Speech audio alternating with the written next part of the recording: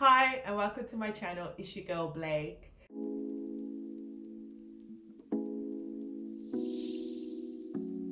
Today I'm not wasting any time, I'm just diving straight in. I just finished watching episode 1 of the new Korean drama Why Her, where Oh Soo Jae, which literally translates as Why Oh Soo Jae. Now, this drama, Why Her, my friend recommended that I should watch it a couple of days ago, maybe when it just came on TV. And I thought, yeah, okay, I'll give it a go. But today I recalled what he said. I recalled the recommendation. He said it's so much fun. You've got to watch it. It's really entertaining. So I thought I have some time on my hands. Let's give episode 1 a go. And stunned, completely stunned. Loved it. Loved it, loved it, loved it. Now, one of the main reasons is I have a small little soft spot for legal dramas. You might not know this about me, but I'm a law major, so anything to do with law, true crime is right up my street. I told you I'm an eclectic watcher, but I do have a soft spot for anything remotely legal. And to be honest, my friend didn't tell me any of the details of the show. He just said it's really entertaining. So I went in completely blind. I hadn't watched the trailer. I hadn't heard any details surrounding who's in the drama, anything. So when I watched it, I didn't know what to expect.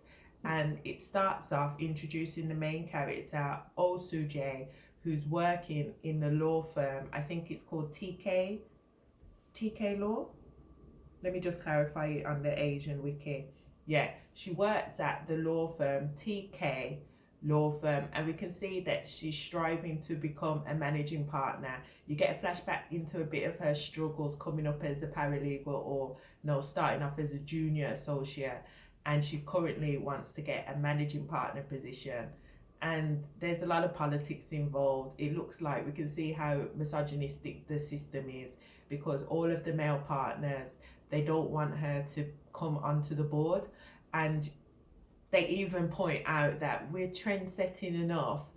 There's hardly any female managing directors in this field at present. So you can see it's quite misogynistic, and you get a flashback into her struggles, and we see that she was ostracized from the outset, but she strived on and strived on, crawled her way up the ladder, so to speak, and now she's up for the managing director position.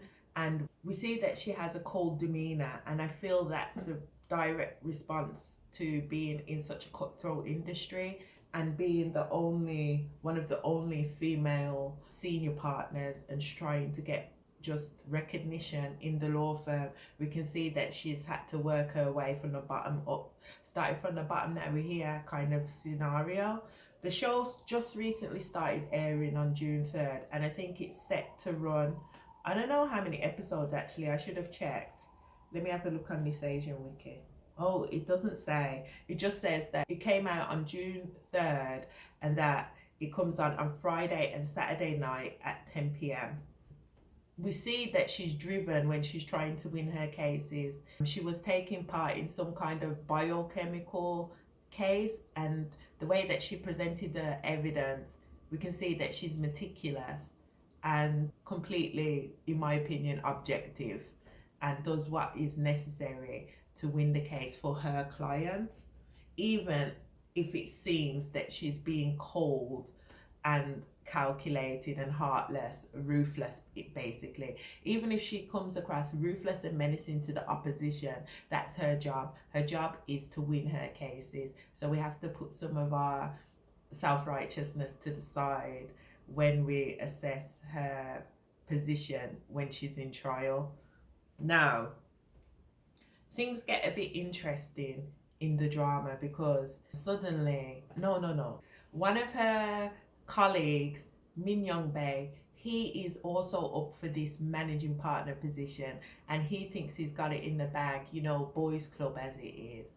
But he gets a rude awakening when she snatches it from him, when she presents some kind of information during a client meeting, and this sees and secures her foot under the table, much to the dismay of the other members, the other partners. But nevertheless, you can see that she's got some kind of close relationship with the owner, with the CEO of the firm. And I feel like he doesn't respect her because he referred to her as just being a dog, a loyal dog.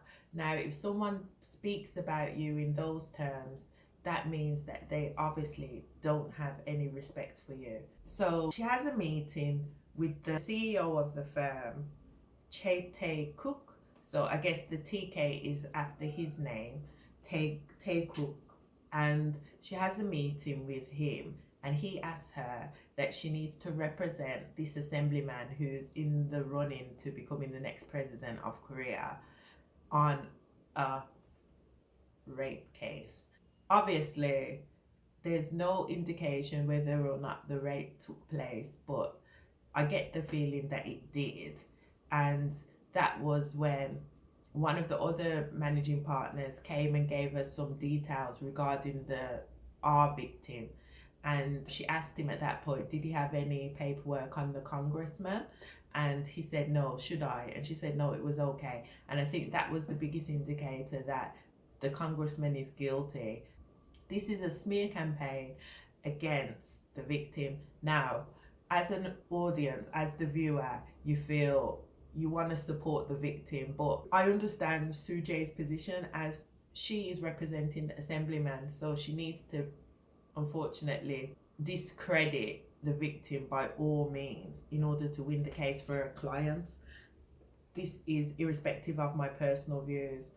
I am always on the side of the victim, but I understand and root for Soo Jae as the main protagonist because this is her job. She's got to do her job. We've all got a job to do, and we all don't like our job sometimes, but it's got to be done, hasn't it? We've got to pay those bills.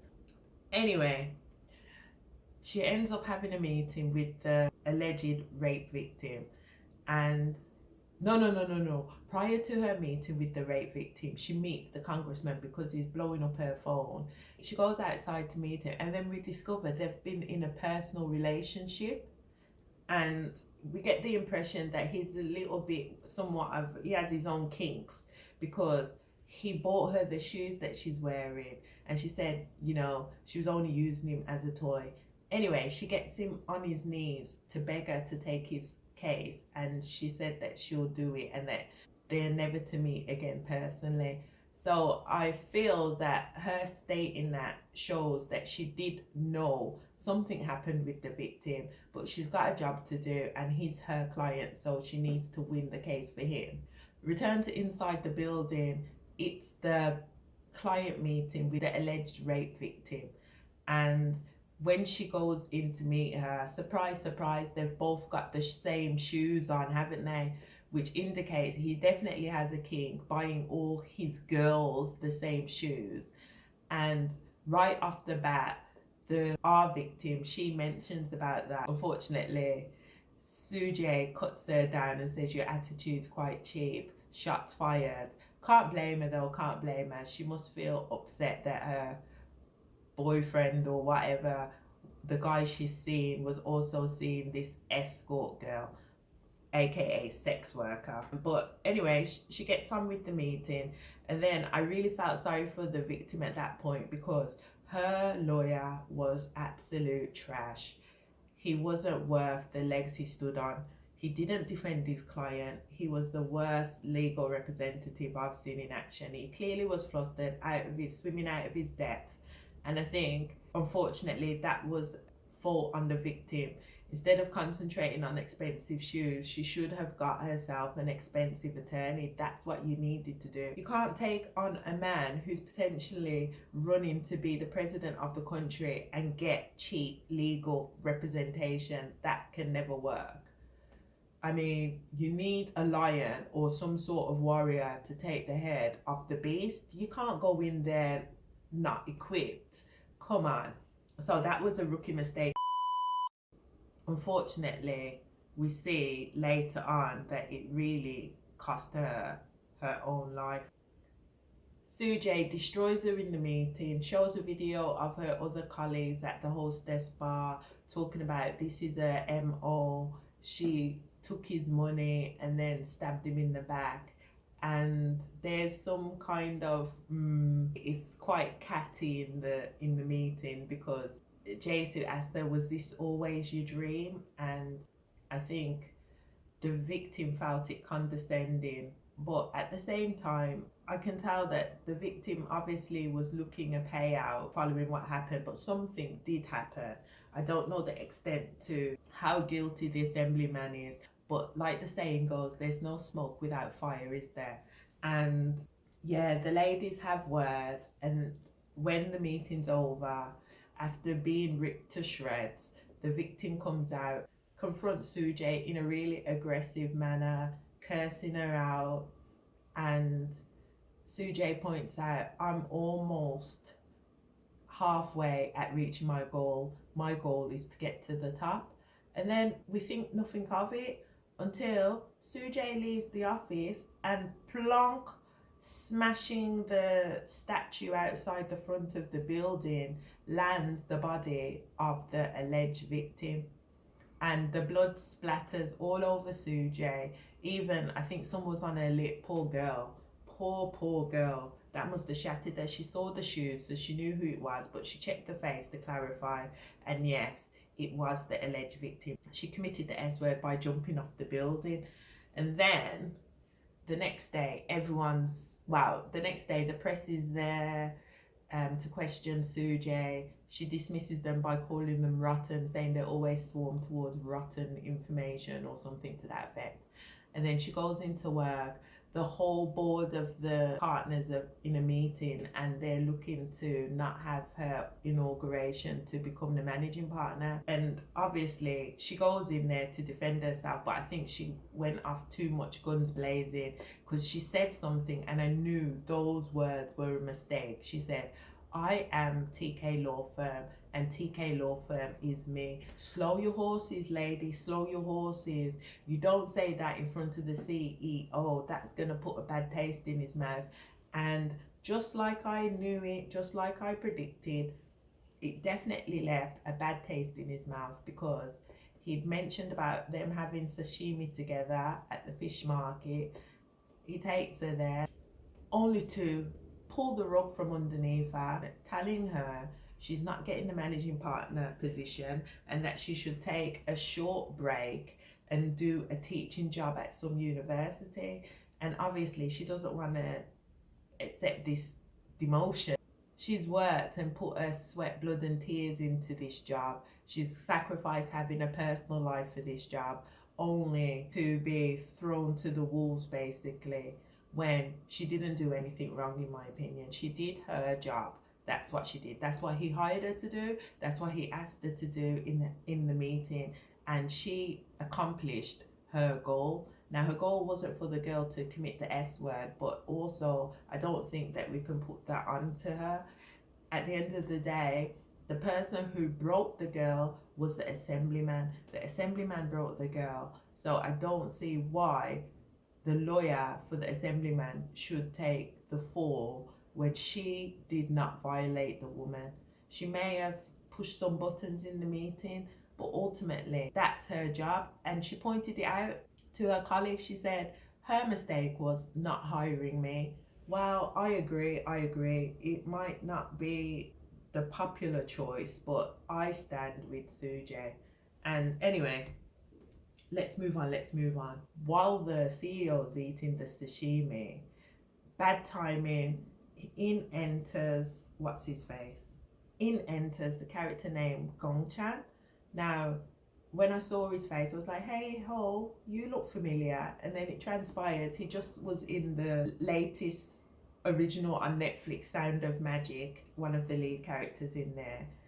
Quite good looking guy, must admit. We like a bit of eye candy, but his timing was not impeccable on this one. He comes in when obviously Soo Jae is feeling at her lowest, seeing that her dream is crumbling before her eyes, only to be greeted with fish heads. And I think this was embarrassing for her, so she took it out on poor Gong-chan and gave him not one slap, but 2 slaps and went in for a 3rd slap, but Gong Chan, bless him, defended himself. And we saw that at the fish market, they was all celebrating Gong Chan making it into law school. And then, lo and behold, he goes to his first day's lecture. In walks the teacher. It's only the woman that slapped him up in the market. She's written her name on the board, Oh Soo Jae, and then underneath she says something. I think it was, I never lose. I never let my clients lose. And when she wrote on the board in the chalk the way she did, and then kind of walked out, I got Annalise Keating vibes. How to Get Away with Murder, Class 101. That's exactly the feeling and vibe that I got. So I'm not sure if this drama's now going to continue showing her teaching these law students how to become badass lawyers. But if it is, I'm here for it. I have no idea what's coming in the next episode. I think I'm wondering if it's going to become something more law school focused, or if she's going to teach this and then we see her climb back to the top, or is she going to start her own law firm and gather the law students and become better than TK law firm. I don't know what is in store, but I'm here for it. I'm really excited to watch the next episode. I'm so excited to watch the next episode. Anyway, these were just my initial thoughts and feelings about the first episode, and I thought I've got to get on the camera and I've got to share it with the audience. I don't know if I've got an audience, but I've got to share it with you. This is how I felt after watching the drama. I felt excited, I felt engaged. I can't wait to see the next episode. I can't wait to see how Soo Jae is going to be as a law professor. Is she going to be exactly like Annalise Keating? And is she going to return back to TK law firm? Does she have a revenge plot? Is she going to take the firm down? Is she going to open her own law firm? So many questions, but I'm definitely intrigued and looking forward to the next episode, and hopefully this has given you some excitement and that you go ahead and watch it too. Now, if you liked anything that you heard today, please like and subscribe to the channel, and I'll see you on the next one. As this drama's just started, it's possible that I might do it an episodic video, but you never know. Until next time, ciao, annyeong.